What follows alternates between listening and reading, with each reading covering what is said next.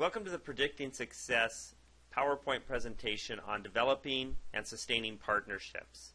A great program is always going to need strong partners to help support it, to provide the resources, the manpower, and even some of the expertise that will make your program really sing and reach the audience that you want to work with. Any successful program needs good partners who can really provide the fuel to make things happen.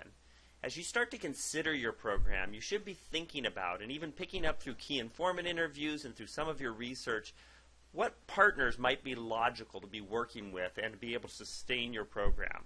But before you get started in any of this, you need to ask yourself some pretty key questions.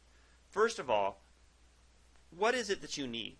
If your program's been a success, what is it that you need? Do you need extra manpower? Do you need some extra revenue in order to do some advertising or to buy supplies that you might need? Do you need food supplies for your event? What kinds of things are you looking for that will help take your program beyond what you're able to do yourself and give it that extra power and zest that will really be successful? The second piece of this question, though, is when you're thinking about partnerships, is not only what do you need, but you really have to spend some time asking the questions, what's in it for the partners? What value is there in them working with the library? If you can't answer that question, you're going to have a heck of a time trying to get any partners to really commit to working with you and your program, no matter how great it is or how important it is. And when you understand the issue of what you need and what they need, the next question is, where's the meeting point? Where's the opportunity that advances both your library as well as the partner that you might want to work with to be successful in moving forward? So keep those key questions in mind. Think them through. They are essential to even beginning the partnership equation. So take some time to think through those questions, ask your colleagues about it, and really try and hammer out some good, strong answers before you proceed.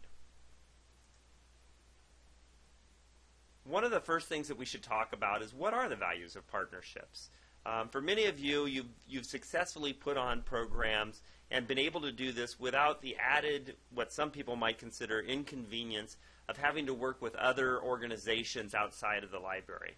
But the reality is partners can really elevate your program. They can take it to a much higher level, and more importantly, they can make your job much easier.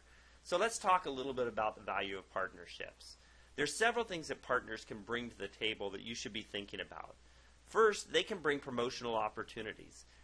Many partners, when you're looking outside of your organizations, already have good media contacts. They have the capacity to expand your promotions of your event. They can use their newsletter. If it's a corporation, for instance, they can put it in their employee newsletter and help move it forward. They may have media departments, communications departments that can help move things forward and more successfully promote your event so that you have the stronger, broader audience that you were hoping for. Another thing that partnerships bring is contacts. In many cases, organizations will really set out to find a few key partners who simply can connect them to other players who can help them be more successful. I know in our case we've worked with different organizations, and there's sometimes a single individual who just seems to be the networker who knows everybody. Being in contact with that individual often opens all kinds of doors for us and opportunities that we'd never considered because they're able to bring us to the table with other players who have a lot more power than we could have ever been able to marshal ourselves. Another key point regarding the value of partnerships is manpower. Different organizations can bring the staffing that you may need if you're putting on an event that requires lots of hands-on exercises and individuals to help move things forward. So being able to find partners, sometimes in some cases that issue of manpower, the extra 10 sets of hands that can do things, that can move chairs, that can set up tables, that can put posters out, that can do things to make this a success, often can be a key element of why you might want to partner with somebody. Certainly one of the biggest reasons people like partnerships, and especially an organization, a nonprofit organization like a library, is partnerships can bring resources. And in this case, I'm largely talking about fiscal resources. Many partners can simply write the checks for the things that you wanted to do, but that are simply not within the budget of the library. So working with different organizations can bring some real cash revenue that allows your program to suddenly do the things that you would have loved to have done, but just never quite had the resources or, as I was saying earlier, the money to try and make that happen. So the resources can be both fiscal, but they can also be in terms of equipment, of supplies, of different pieces to try and move all this forward. Now, when you're thinking about partnerships, don't ignore the fact that some partners, we don't want to become so parochial that we think everything that we do needs to take place in our library. In some cases, a successful event may mean that you need a much larger venue or a different kind of venue to try and be successful. Partners can also provide those. So think about partners when you're thinking about your venue and the best place to present your program. Think about if a partner might be able to extend your opportunities in that reality. I mentioned equipment, of course, is a great thing, and in some cases, partners. We've seen libraries work with, like, for instance, police departments who are able to actually bring out cones, put together parking issues, take care of parking issues, and so forth, to make their event more successful by just bringing that kind of equipment that libraries generally don't have. And certainly, expertise is a key reason that people might want to look for partnerships. You can't be expected to be an expert in every different thing, whether it's communications and outreach, whether it's finances, whatever it may be. Partners can bring in a whole different level of expertise that you may need in order to make your programs really take off and be as successful as possible. And sometimes it could even be the speaker that you may want to present, may be coming from a partner. And this next one on the issue of celebrity and clout may sound a little strange, but often this is what makes events very powerful, is the fact that there's somebody there. It's a name that people have heard. It's a name that people respect. It's somebody that has the kind of clout that can bring other people together and make people pay attention, open up doors, create new possibilities for you. You can think in terms of your relationships and your partnerships as being the mayors of cities that bring the level of celebrity and clout that you may want to, that may be valuable to the type of program that you're putting together. And then you need to ask yourself, what else? What other types of values are we looking for that are going to help our program be as successful as possible, and not limit us to doing what we're confined to do with this small amount of resources we have available within the library. So keep that in mind as you're looking at all of this. Just as important as it is for you to consider what you need to have a successful partnership, what you need that's going to elevate your program and move it forward, you really have to spend considerable amount of attention thinking about your partners and why they would see value in giving up their capital, their manpower, their time and expertise to help the library out in a program. The reality is there's lots of reasons for different organizations, whether we're talking about nonprofits, whether we're talking about corporations, whether we're talking about media or different entities. There's reasons that they should want to be players, but they're going to change for every single partner, and you're going to need to consider those for every partner. A few of those that partners may be reasons that partners may want to work with a library is, first and foremost, is just community goodwill. It's not surprising that the library is recognized and respected throughout the community as a real community resource, an important part of the community that needs to be sustained. Partners know that being engaged with the library can provide them with some goodwill and an extension of that goodwill to their name and their brand. So recognize that, and don't be afraid to use that when you talk with potential partners, to let them know that that's a benefit of working with your library. Secondly, just an enhancement of reputation, which is especially important for most organizations, are all trying to create a brand and a reputation that showcases them as being good community neighbors, good leaders, good corporate players. That's all part of the reputation, and for that reason, many partners will see that this is a way of enhancing their reputation. Not only do they get to help you and help put on a really important program for the community, but based on the target audience that you've selected, it may be that that's an ideal fit for them to extend their reputation with that target audience as well as with the broader community in general. Now, for some organizations, exposure and publicity is going to be very important. Many smaller organizations and larger organizations for that matter as well will be looking for exposure and publicity, for a way of extending their name, tying their name to some good activities out there, but most importantly for elevating it. The mom and pop yogurt shop who maybe wants to work with you is looking for a way of getting their name out there, helping people know that they exist, and exciting a broader audience to come to their yogurt shop. There's nothing wrong with that, as long as they're doing this with the goal of trying to help out the library. And it's important that you understand that that's part of a good business practice on their part, and something that you should be trying to propagate and trying to help them recognize and hopefully use as an invitation to partner with you.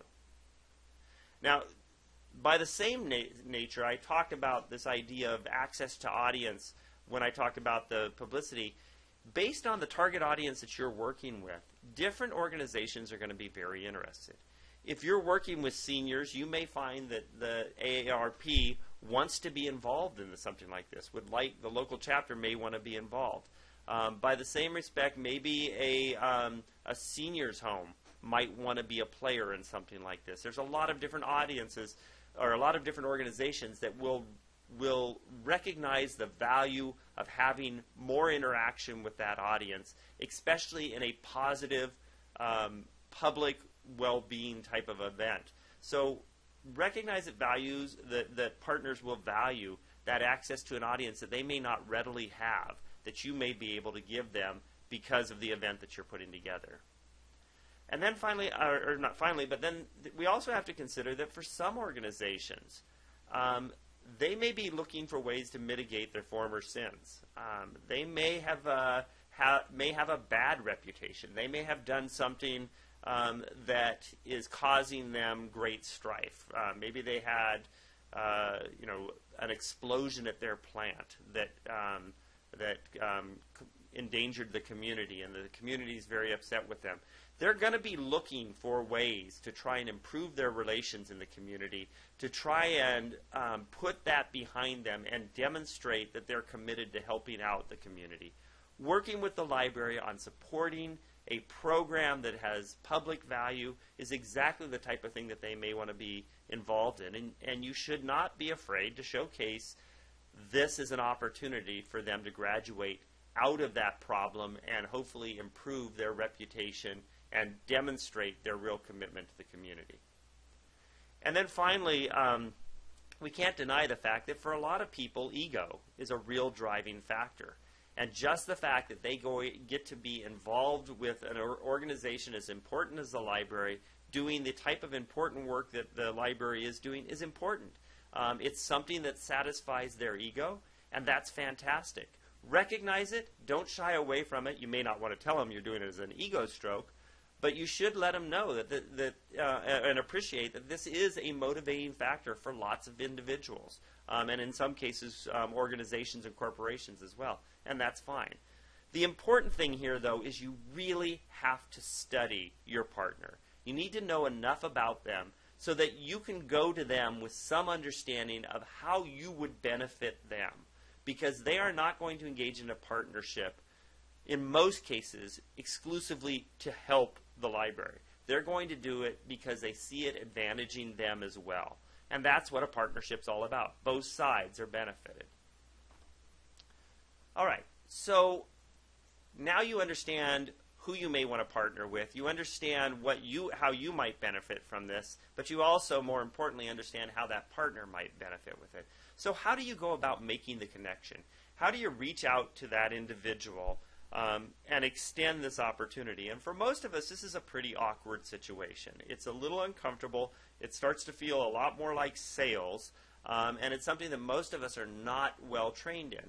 So I wanted to go over a few pointers that you might want to consider as you try and move forward in developing this kind of initial relationship and opening the conversation around partnering. One of the first things you might want to do is see if you can find a mutual friend or acquaintance who can introduce you. It puts you in a far more powerful position if you're being introduced by somebody other than you doing a cold call directly to the individual. It also makes you much more comfortable because that individual gets to play the go-between and open some doors and gives you at least a more even playing ground to try and move forward on. Now, in doing this, it may be that if you were doing the key informant interviews as part of your market analysis, it's always a great idea to ask the key informants what kind of partners they think might be a natural fit for the program and the audience that you're working with. And then also ask them, would they be willing to make that initial contact or just to open the door for you? In all cases, it's just so much more comfortable if you can find somebody to open that door instead of just having to go in cold and make that first initial call.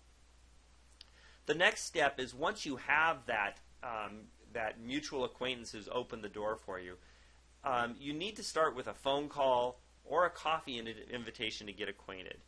I found that sitting down and asking somebody for a small amount of time, 10 or 15 minutes, is one of the easiest things to move this forward.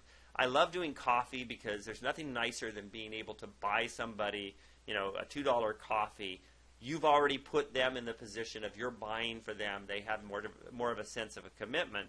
But you also have eye-to-eye contact, and it's an opportunity to really build much more of a relationship. That isn't always possible, so a phone call may be fine as well. But again, when you talk to them, make sure that you ask them for a small amount of time. Don't try and get an hour of their time. It's not realistic if they're a large corporation or organization. Instead, just try and get 10 or 15 minutes where you can just talk to them about an opportunity and an idea that you have. When you do get that opportunity, though, what you first and foremost need to do is explain the value of your program, both to them and to the community and to the specific audience that you're programming for. Show them how the program is going to have value, how it's going to improve the lives of the individuals, but then also you need to showcase for them the value to them. You need to think about the 2 or 3 different elements of it that really would be exciting for them, whether it's the exposure and publicity, whether it's enhancing their reputation, or whether it's just community goodwill. You need to make sure that they recognize that and know that that the library wants to work with them and give them that opportunity in the process. But before you tell them exactly what they should do, one of the recommendations that most people will tell you is instead ask them, involve them in the process. Ask them how they think they can help out. There's a couple of good reasons for this. One, it engages them. It gives them an opportunity to think it through and start thinking of themselves in a position of actually presenting and working with the library.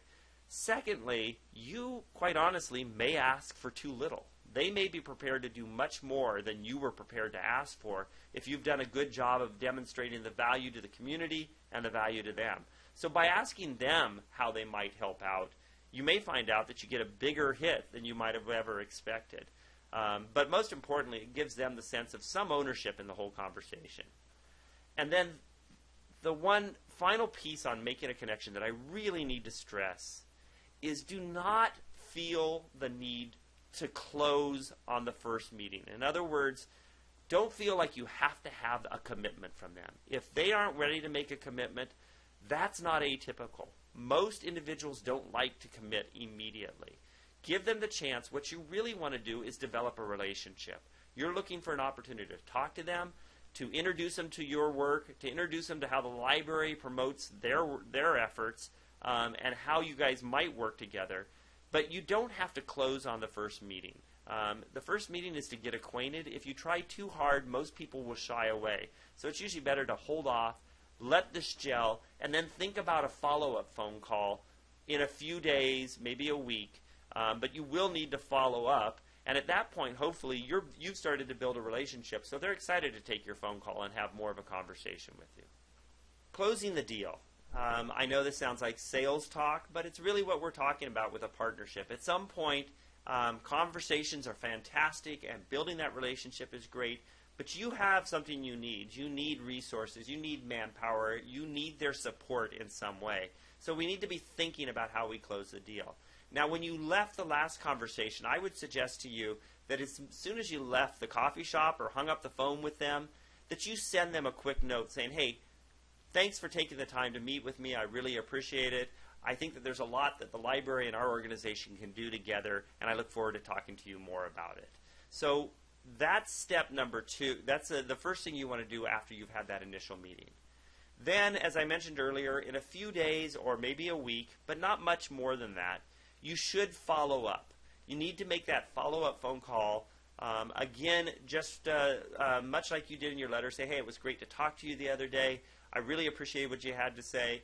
And at this point, you can start to initiate something if something hasn't already begun. So you can say, I was just, given consideration of the event that we're doing, I was thinking it'd be really terrific if your organization could help be a partner in all of this. And I wanted to try and hammer out how we might make something like that work.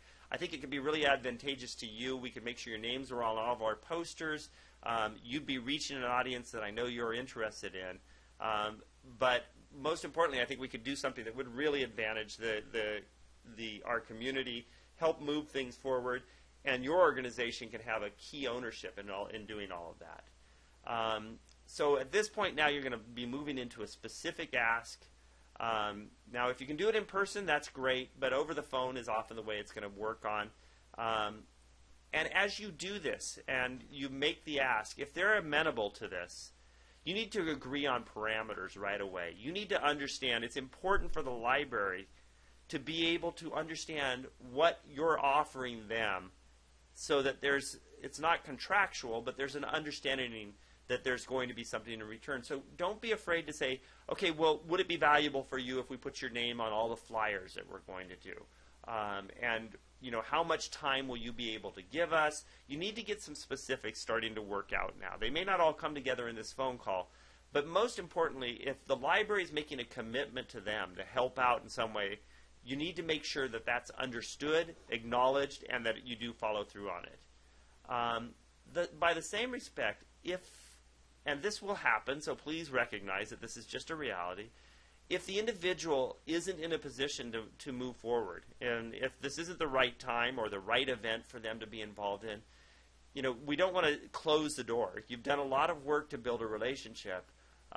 If they aren't able to do something, don't be afraid to ask them of somebody else that they may suggest might be able to help out. Is there another organization, another corporation, another entity that they think might be some good players, and would they be willing to open the door for you? In most cases, because they're not able to give you specifically what you were asking for or hoping for, they're often willing. It's very easy for them to move their contacts forward and try and move things forward. So now, hopefully, all of this has gone well. You've had a terrific event. You've had the opportunity to work with this entity, and they've provided you with added resources that have made your program a real success. What I would encourage all of you to do is not forget how important it is to send post-event thank yous to your partners. What I often do, if there was any news publicity around this event, I'll send them clips of the news story.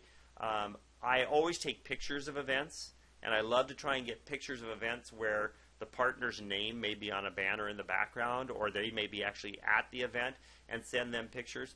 But sending a quick thank you note is sadly too rare in our society today.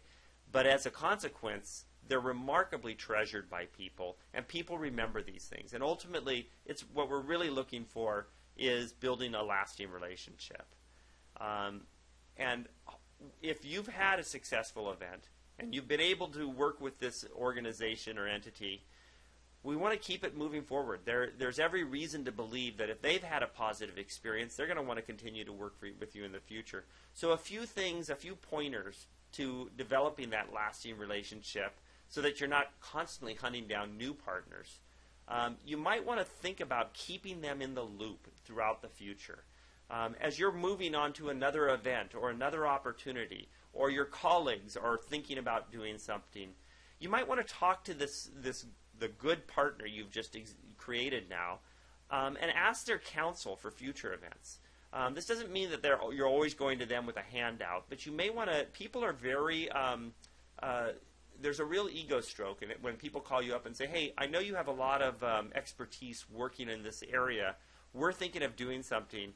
Can I just pick your brain for a few ideas?" People are fairly free about giving that kind of free counsel, and they feel quite honored that somebody is asking them for them. The other thing is you might ask them how the library can support them in the future. It's rare that nonprofits turn the tables and go to either other nonprofits or for-profit organizations and say, how can we support you? Is there something we can do for you? Often the answer is no, we really appreciate you being that thoughtful about this. I would also suggest that you might want to consider recognizing them with awards, with mentions if you have a newsletter or a e-blast that you send out regularly or flyers. Keeping them mentioned in those types of things and sharing that with them is a terrific way of trying to build the longer relationship. And I know that when I've sent these types of things in the past, the individual that I send it to often will kick it up to their bosses and share it with their bosses. And that builds a much more sustainable and lasting relationship with your library and that organization. The other thing you might want to consider is if you have a special committee or a library board for something, these are the right individuals who've already had a commitment and demonstrated their support of the library in the past to invite to sit on those boards. Those individuals who sit on those boards tend to have a much longer and deeper relationship with the library and are much more likely to jump to your support in the future when you're working with them. And then just outside of everything that's going on in the library, you probably see the local newspaper or read on patches or different organizations about different things going on in your community. If you see something about that organization that's flattering, it's a great time just to write a quick note to the individual and just say, hey, I just saw this in the paper. Congratulations. It's great to read about your organization and the terrific things you're doing. Again, thank you for your past help with the library. Always look forward to working with you in the future. Something like that can be really advantageous. It's unexpected, and as a consequence, it's really appreciated. And then finally, again, not always coming with your hand out, but just calling the individual up 6 months after the event and just saying, hey, again, it was great working with you. I just wanted to see if we might be able to get together with coffee, and thinking about all these other things of how the library might support them, board and committee opportunities, things like that, might be an opportunity just to have a friendly conversation. Because ultimately what you really are looking for is not to build just a partner, but to build a partner relationship that helps advance your library, advance your programs, develops the resources you need, and makes it easier for you to put on the kinds of quality programs that your community is really looking for from your library. Thanks.